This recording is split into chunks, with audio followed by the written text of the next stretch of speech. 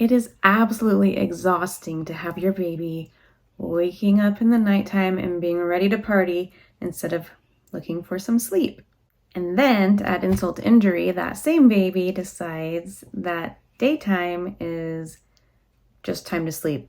There will be no waking up, not even to eat, basically impossible to wake them up. Nighttime's for party, daytime's for sleep. If this is happening, then your baby is having day-night confusion.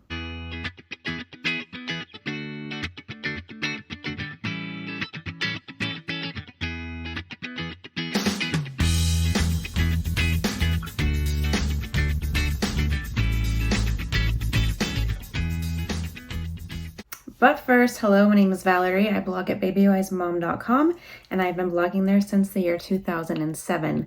I have 4 children who currently range in age from 11 to 19 years old, and I love helping parents love parenthood. My first tip is to start your day at the same time every day. I know that can be really hard, especially if your baby is peacefully sleeping and you just want to sleep in, but you really need to start your baby's day at the same time each day. You pick what time that is. You need to pick reasonably, like be reasonable about it. Choose a time that your baby can have success with. You can have a 30-minute window. So if you choose 7 a.m., you can have a 30-minute buffer there. And that 30 minutes is a 30-minute total, not 30 minutes on either side of 7. But that would be like 7 a.m. to 7:30 or 6:45 a.m. to 7:15 a.m. So you can have that 30-minute buffer, which can give you a little bit of leeway for those days your baby might sleep in, but you don't want to have your baby all over the place. It's really impossible to get a consistent daily schedule if your baby is waking up at different times every day. And a consistent daily schedule really helps in getting your baby to get days and nights figured out and get the number of feedings they need in a day, which are all important to helping with day-night confusion. My second tip is to follow an eat-wake-sleep pattern in your baby's day. So that means you get your baby up from a nap and they eat. And then they have some playtime or awake time or their awake window. And then they have their sleep time. So you want to make sure you're following that pattern. You don't want to be feeding your baby to sleep. So you're following this eat-wake-sleep pattern. And babies who do an eat-wake-sleep pattern have much lower percentage of day-night confusion. And also, if they do have day-night confusion, it usually lasts a shorter length of time. There are a few reasons for this. One is that it significantly helps you in making sure your baby gets full feedings. If you're feeding your baby to sleep, then as soon as your baby falls asleep, then you're going to stop that feeding and let your baby sleep. And babies get really, really drowsy during feedings, especially newborn babies. So you want to make sure that you're keeping your baby awake for a full feed and your baby is absolutely full and not just stopping eating because they have fallen asleep. Another reason the eat-wake-sleep pattern works is that you are making sure your baby has some awake time, some time awake. Now you have to always remember that your feedings are included in your wake time. So that wake time length includes the feeding. As long as your baby's awake, you're keeping your baby awake for that feed, that is awake time. But then you're also aiming for some time awake before the nap starts. Following this pattern and being cognizant of it really helps you also make sure your baby's getting enough feedings in the day. The next tip is you want to make sure your baby has awake time all day long. So you're eat, wake, sleep. Now with a newborn, this can be really hard. And sometimes the only wake time that your newborn has is the feeding time. So don't totally despair if your newborn is super sleepy. You're just focusing on keeping your newborn awake during that feeding and then aiming for some time awake before the nap. That can be as simple as changing the diaper. Newborns typically are awake for 30 to 60 minutes total, and remember that includes your feeding time. You don't want your newborn to be awake too long and become overstimulated. And newborns do not need a lot of time awake, but they do need some time awake during the day. You want that wake time to happen during the day and not then happen during the night.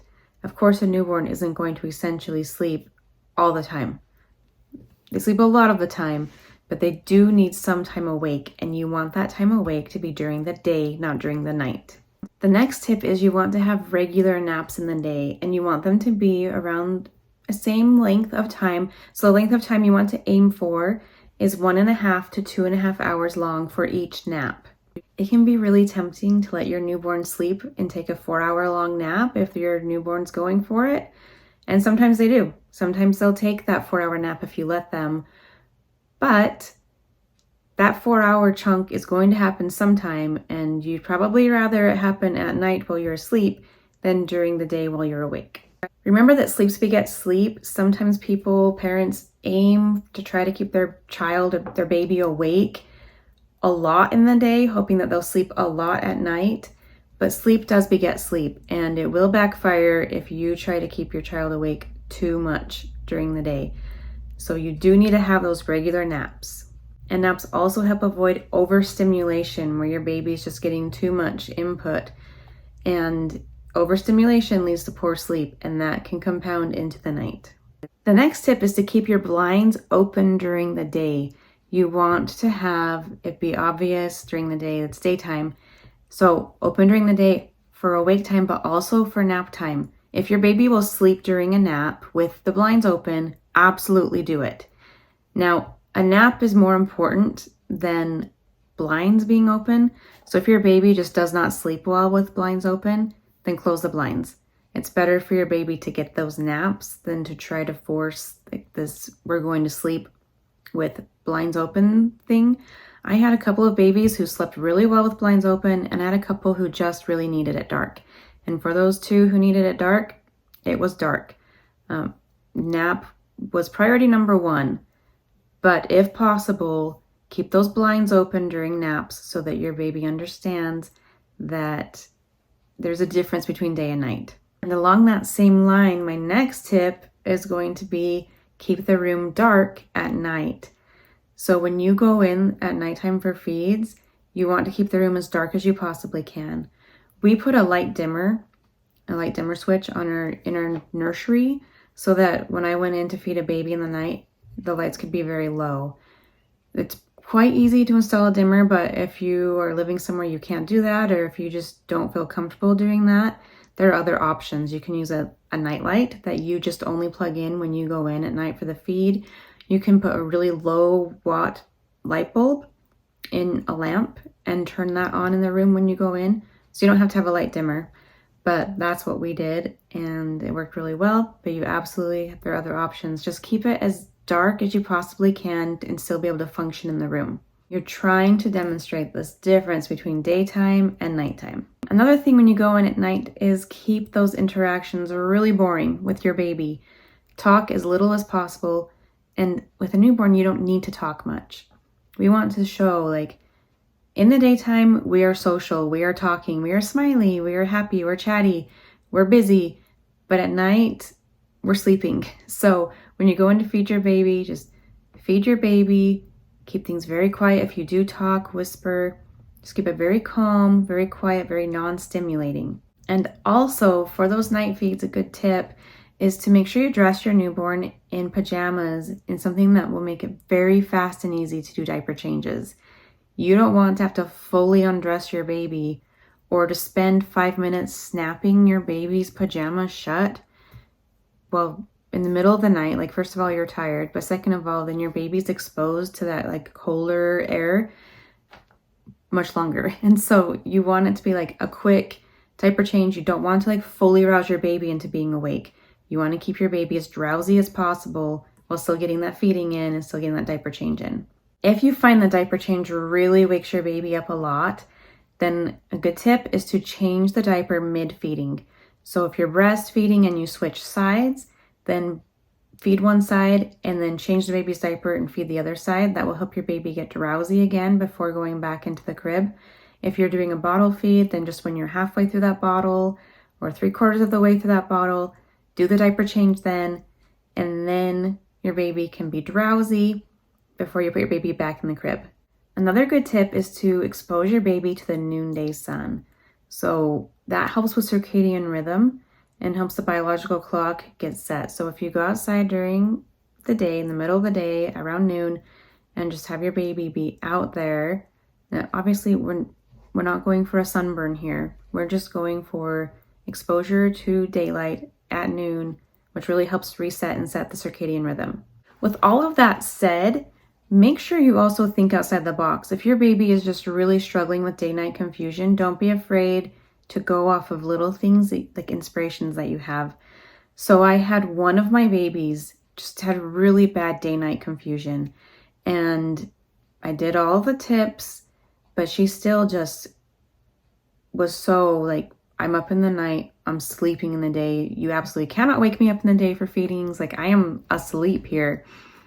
So I just had the thought one day that I needed to turn the lights on as bright as day in the middle of the night when I fed her.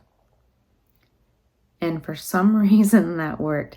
And my theory is, bright light is really bright. And, if you're a little newborn, I can totally see that being something where it's just like, oh, I'm just going to keep my eyes closed. This is too bright. So if you find that like the daytime's too bright for your child, you can try to have it a little dimmer, a little darker. You don't want to create it like totally dark in the day, but like keep the room darker while you're having your time with your child, so that your child is like willing to have their eyes open. And so at night, I turned the lights way up, and so they were super bright, and then she closed her eyes and didn't want to stay awake. So that totally worked for her and helped her get into that daytime routine. So what you're doing is just trying to get your child to understand where you're awake in the day, where you're asleep at night. So that was like something I didn't have to do with any of my other kids, but I needed to do it with her. It worked with her. So if you are struggling, your baby's really struggling, and you get some wild idea that seems like that's the opposite of all the other advice is out there, it doesn't hurt to try it one day and see what happens. Okay, that wraps up my video on day-night confusion. I do have a lot more details in a blog post, so if you need more, be sure to read that. And if you have any questions, as always, feel free to drop them in the comments and I will answer you. Thanks for watching and have a great day.